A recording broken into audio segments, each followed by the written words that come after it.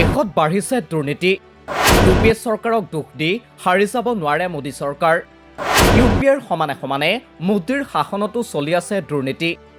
মোদী শ্বাহৰ মন্তব্যৰ ওলোটা ছবি ওলাল আন্তৰ্জাতিক সন্থাৰ প্ৰতিবেদনত। বিগত 10 বছৰত মোদী চৰকাৰৰ বিৰুদ্ধে এটাও দুৰ্নীতিৰ অভিযোগ নাই। এয়া আমাৰ কথা নহয়। দেশৰ কেন্দ্ৰীয় গৃহমন্ত্ৰী অমিত শ্বাহে এই দাবী কৰিছিল 2024 চনৰ অক্টোবৰ মাহত।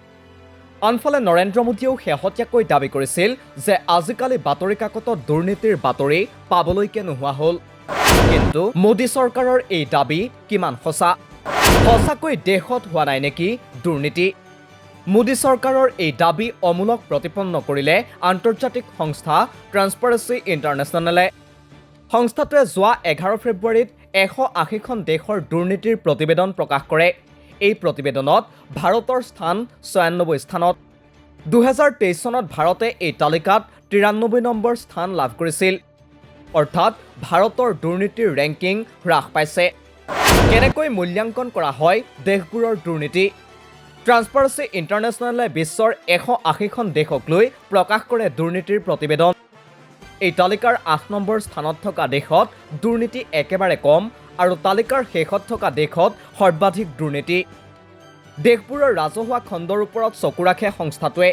এইবোৰত সংঘটিত দুৰ্নীতি অনিয়ম আদিৰ ভিত্তিত প্ৰতিবেদন প্ৰকাশ কৰে ট্ৰান্সপাৰেন্সি ইণ্টাৰনেশ্যনেলে। এই দেশবোৰত সংঘটিত দুৰ্নীতি অনিয়মৰ ওপৰত ভিত্তি কৰি 0ৰ পৰা 100ৰ ভিতৰত নম্বৰ দিয়া হয়। এখন দেশত যিমানেই দুৰ্নীতি হয় সিমানেই কম নম্বৰ দিয়া হয়। এই ভিত্তিত সূচকাংকত ৰেংকিং নিৰ্ধাৰণ কৰা হয়। প্ৰতিবেদন অনুসৰি কেলেংকাৰী একেবাৰে কম বা প্ৰায় নোহোৱা দেশ হৈছে ডেনমাৰ্ক, দ্বিতীয় স্থানত ফিনলেণ্ড আৰু তৃতীয় স্থানত আছে ছিংগাপুৰ। আনহাতে দক্ষিণ ছুডানে 180 নম্বৰ লাভ কৰি আটাইতকৈ দুৰ্নীতিগ্ৰস্ত দেশ হিচাপে পৰিচিত হৈছে। চুবুৰীয়া দেশ চীন 76 নম্বৰ স্থানত আছে। 2 বছৰ ধৰি চীনৰ ৰেংকিঙৰ কোনো পৰিৱৰ্তন হোৱা নাই। একে সময়তে পাকিস্তানতো দুৰ্নীতি বৃদ্ধি পাইছে। 133 নং স্থানৰ পৰা 135 নম্বৰলৈ আগবাঢ়িছে পাকিস্তান। 121 নম্বৰ স্থানত শ্ৰীলংকা আৰু 149 নম্বৰ স্থানত আছে বাংলাদেশ। মঙলবাৰে প্ৰকাশ কৰা প্ৰতিবেদনত ভাৰতক 38 নম্বৰ প্ৰদান কৰা হৈছে। এই নম্বৰ আছিল 2023 চনত 39 আৰু 2022 চনত 40। 2005 চনৰ পৰা 2013 চনলৈ ইউপিএ চৰকাৰ আৰু বৰ্তমানৰ এনডিএ চৰকাৰৰ তুলনা কৰিলে পৰিস্থিতিৰ বিশেষ উন্নতি হোৱা নাই। ইউপিএ চৰকাৰৰ দিনত ভাৰতৰ স্থান এই ৰেংকিঙত সৰ্বাধিক 95লৈকে নামিছিল। কিন্তু এইবাৰ তাতকৈও এখোপ আগবাঢ়ি 96লৈকে নামিল ভাৰতৰ স্থান।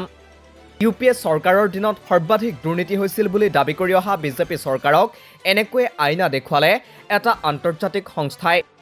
News desk report, the cross current.